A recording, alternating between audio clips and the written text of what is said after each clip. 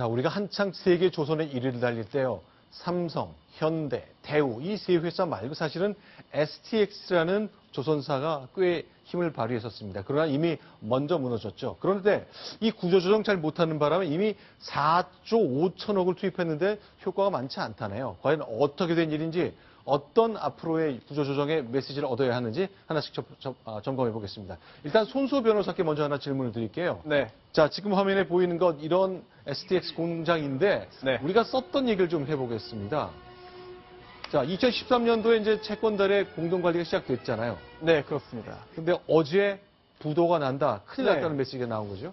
일단 그 2013년 4월에 이미 그 당시 STX 조선해양의 그런 경영 상태가 매우 좋지 않아서 일단 채권단 공동 관리 일을 하자라는 그런 자율 협약을 체결했습니다. 그래서 그 후에 이게 주 채권자인 그 산업은행이 주도해서 자금도 투입하고 여러 가지 회사를 살리기 위한 그런 노력을 했는데 어제 산업은행이 이런 이야기를 했습니다. 그대로 두면 이번 달 말에 부도가 날 수 있다. 따라서 지금처럼 자율 협약에 의한 채권단 공동 관리로 부족하고 일단 그 이른바 법정 관리, 즉 이제 기업 회생 절차 개시 신청을 이제 고려하고 있다. 이런 이야기를 산업은행이 밝혔습니다. 자, 이제 산업은행이 중심이 돼서 우리 그 조선산업 이제 크게 수술을 해야 되는데 걔 해야 될 숙제가 굉장히 많습니다. 동아일보 산업부의 강유현 기자가 조선산업 계속 취재를 했는데 관련된 얘기를 좀 같이 나눠보겠습니다. 네네. 자, 산업은행이 중심이 됐었잖아요. 예, 그런데 이번에도 산업은행이 앞으로 해야 될 숙제가 많은데 네네. STX가 얼마나 잘못되어 왔는지 그 과정을 좀 설명해 주십시오. 예. 아까 말씀드렸다시피 지금 이달 말에 부도가 불가피한 상황입니다. 네. 그 STX가 이제 어려움을 겪게 된 건 2008년 금융위기 때부터인데요. 네. 2008년 금융위기 때 해운 회사이던 STX 펜오션이 어려움을 겪게 됐고요. 네. 계열사이던 조선해양 등등이 이제 다 어려움을 겪게 됐습니다. 네, 여기 이제 숫자가 나와 있는데 2010년 이후에 5년 동안 매출은 이렇게 떨어지고 영업이익이 계속 적자를 현하지 못했군요. 예, 그렇습니다. 2010년에 1,231억 원의 흑자를 냈죠. 네. 근데 2012년부터 적자 전환을 해서 4년 연속 적자를 보고 있습니다. 매출이 이렇게 줄어들어서는 버티기 힘든 거죠. 그렇습니다. 자, 그러면요. 저희가 숫자 하나만 더 소개해 드리겠습니다. 자, 그런데 이렇게 빚도 많고 부채도 늘었고 STX 조선해양이라는 우리의 이제 네 번째 조선사인데 전부 다 채권자들이 우리나라 국채은행들이잖아요. 그렇습니다. 결국 이건 문제가 생기면 세금으로 다 메워야 되잖아요. 예, 결론적으로 맞습니다. 여기 보시듯이 산업은행이 가장 많은 지금 3조가 물려 있고요. 네. NH농협은행이 1조 1,000억 원이 물려 있고요. 네. 수출입은행이 1조, 총 합쳐서 STX 조선해양이 5월 25일 기준으로 대출금은 총 5조 9천억 원을 가지고 있습니다. 그래서 이 부분은 결코 회수할 수 없는 금액이라고 봐야 되는 거고요. 네. 만약에 법정 관리를 가서 청산을 한다고 하면 채권단은 추가로 2조 원 정도의 충당금을 더 쌓아야 한다고 판단을 하고 있습니다. 자, 이제 문제는요. 4조 5천억 원을 투입하겠다고 했고 4조 원 가까이 돈을 직접 넣었거든요. 근데 달라진 게 없었습니다. 실제로 과연 앞으로 우리가 해야 될 숙제 중에 하나가 돈을 언제 어디에 얼마큼 넣느냐인데요. 이미 작년 국회에서 이 문제가 지적이 됐습니다. 자, 야당 의원과 산업은행 총재 사이의 대화 저희가 잠시 소개합니다.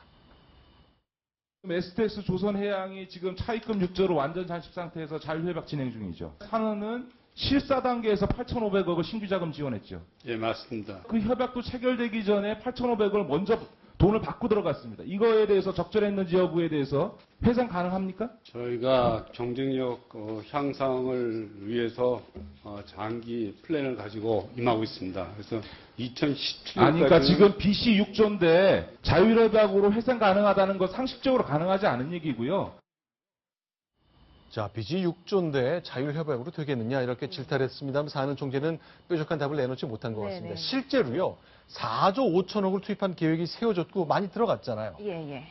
네. 지금 4조 5천억 원이 지원 금액으로 돼 있고요. 네. 실제 투입한 금액은 집행된 금액은 4조 6천억 원입니다. 네. 대부분 대출이나 그런 네. 선수금 환급 보증이라고 흔히 RG라고 얘기하는데요. 네. 거기에 대부분의 지금 금액이 들어가 있습니다. 자, 그러면 4조 6천억을 이미 투입하고도 회생 가능성 없이 이제 부도나게 상황이라는데 손수 변호사께 좀 질문 드릴게요. 네. 그걸 아침 조선일보 보니까 계약 한 건을 소개한 기사가 나왔던데요. 네. 이게 실제로 이럴까 싶을 정도인데 그걸 간략하게 좀 소개 좀 해주세요. 네, 일단 그 배를 만들어 파는 회사지 않겠습니까? 네. 그래서 그 외국으로부터 네. 그 배를 짓겠다는 사람한테 수주를 했습니다. 그래서 그 가격이 탱커 12척 건조하면은 7,700억 받기로 했는데 이걸 다 하면은 2,800억 오히려 손해보는 계약이었고요. 네. 아, 손해가 크니까 계약을 못하겠습니다라고 하면 또 위약금을 1,000억을 주는 이런 어떻게 해도 손해가 막심한 그런 계약이 있는데 이런 계약이 한두 건이 아니라는 지적입니다. 자, 그러니까 차라리 2,800억 손해보면서 만들어 파느니 그냥 취소하고 1,000억 무는 게 낫다는 판단이 들 정도라는 건데, 자, 어디부터 꼬인 것인지 좀 찾아봐야 될 것 같습니다. 강유현 기자. 예. 누가 어디서부터 어떻게 꼬이게 만든 겁니까? 사실 채권단과 경영진, 회사, 노조 모든 다 문제가 있습니다. 우선 채권단의 가장 큰 문제는 네. 전문가가 아니었다는 점입니다. 2008년에 회사가 어려워졌고요. 네. 2013년에 자율협약을 맺었습니다. 네. 그때 채권단은 몇 년 지나면 업황이 좋아지겠지라고 네. 생각을 했습니다. 사실은 아니잖아요. 아닙니다. 다 나빠졌잖아요. 예. 지금 현재 그 벌크선 운임 지수라고 하는데요. 해운업계의 동향을 나타내는 가장 큰 지표입니다. 그게 거의 사상 최악입니다. 네. 자, 그러면은 산업은행은 전문가가 아니었고, 총재들은 다 정치권에서 임명하고 있고, 노조에서는 뭐 여러 가지 요구 계속해 내왔고, 그러면요, 앞으로 이제 삼성중공업, 현대중공업, 그리고 대우조선해양처럼 손봐야 할 조선업계가 굉장히 많은데, 우리 그럼 어떻게 해야 되는 겁니까?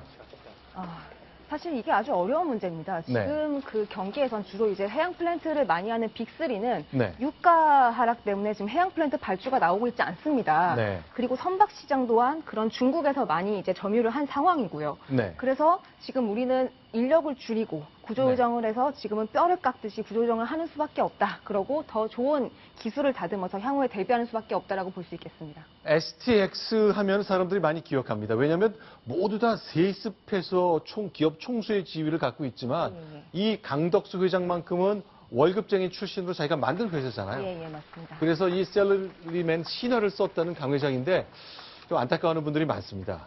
네. 자, 실제로요, 강 회장의 그 삶을 보면 쌍용 양회에서 시작해서 중공업까지 해서 IMF를 거치면서 실제 회사를 인수하게 되잖아요. 예, 맞습니다. 2001년에 쌍용 중공업을 사재 20억 원을 들여서 인수를 했고요. 네. 지금의 STX 조선해양이 된 대동조선을 2001년, 그리고 지금은 할인그룹이 인수했습니다마는 STX 펜오션을 2004년 범양상선이었습니다. 당시에 인수를 했습니다.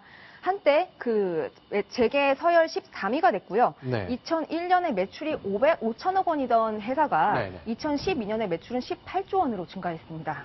자, 이렇게 빠른 시일 내에 단시간 내에 이제 인수와 합병 등을 통해서 이 회사의 규모는 키웠습니다만 역시 세계적인 불황을 견디지 못하고 결국 무너지게 됐는데요. 실제로 강 회장, 이런 경우 있을 때 대주주의 책임에 대한 논란이 굉장히 많은데 강덕수 회장 자신도 문제가 좀 됐었죠. 실제로 집행유예를 선고받은 직후에 강덕수 회장이 자신의 생각을 이렇게 바뀌었습니다. 작년 10월입니다. 기업을 하다가 최선을 다했다고 하는데 또 이런 사건에 연루되게 돼서 다시 한번 죄송스럽겠습니다.